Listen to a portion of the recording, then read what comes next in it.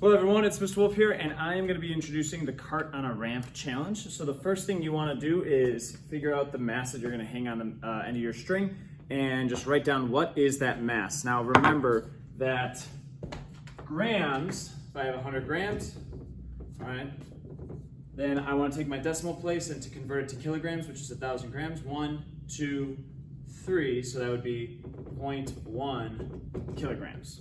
All right. So then the next thing we want to do is we want to connect our cart to Vernier graphical analysis. All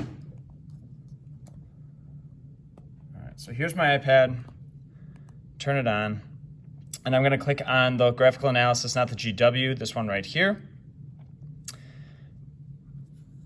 All right, and I'm going to click sensor data collection.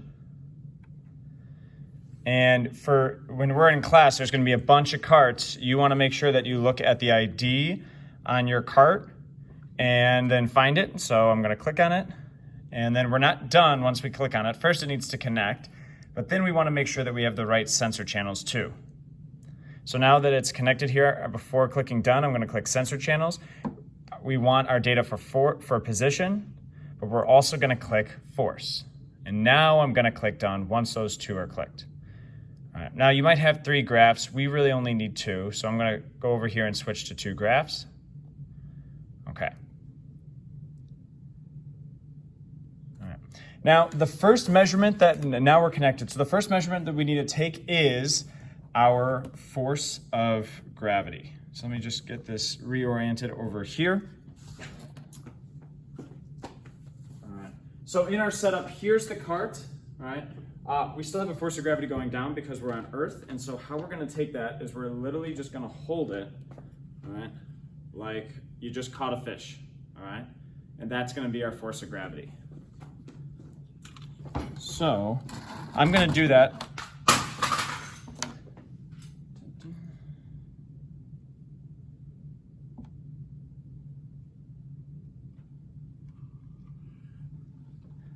I'm going to do that over here.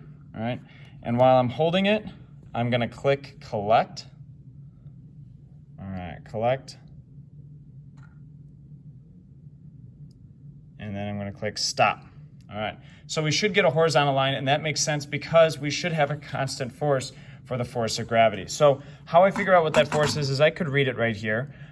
You could just click here and 2.46, 2.51, all right, 2.45. So there's a little bit of variability. All right, it's not going to be perfect. So one thing I could do is I could click on this and then click View Statistics. So I just clicked the graph right here, View Statistics, and then there's a mean, and that's 2.447. So I'm going to write that down on the board for my force of gravity. 2.447 newtons. Okay. Now, the next variable we need is we're going to call this our force of gravity in the x direction, right? Because gravity is pulling this down the ramp.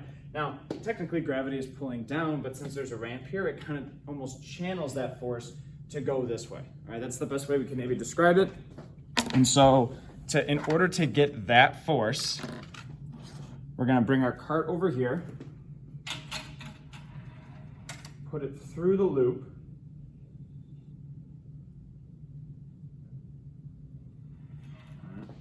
like this, and we're just going to hold it constant. All right, we're just going to hold it constant. So I'm going to move I'm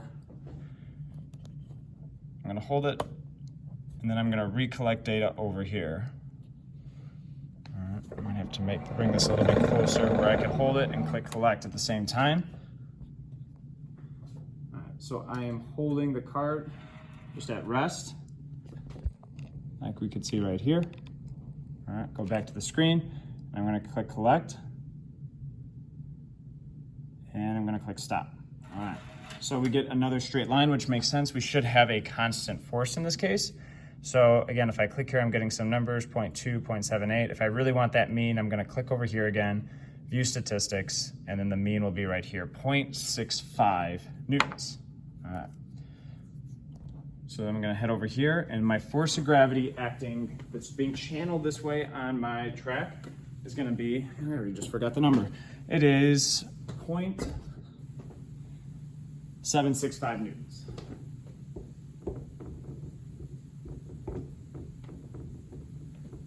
All right. Now, the last force that we're going to collect is our force of tension, and that's when we actually hang our weight up on our string and we let it go. All right. So here I got my weight, it's on my string.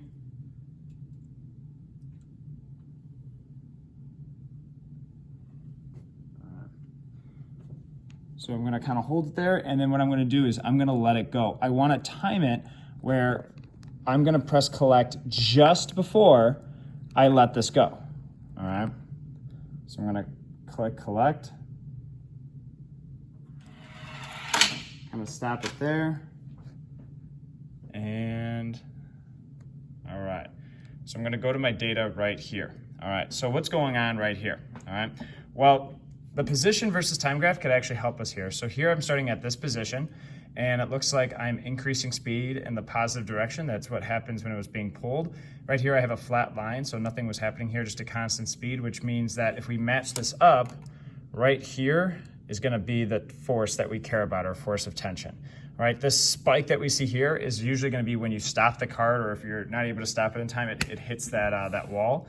All right, so what I could do, so I may not be able to get a mean, but I could still click here and say like, okay, 1.12, 1.11, 1.14, right? So I'm getting a general number. It seems to maybe be about 1.15, 1.14, all right? So I'm gonna just say that that's gonna be 1.14. Force of tension, 1.14 newtons, all right? So this is how you could take your measurements, use Vernier graphical analysis to find your initial variables.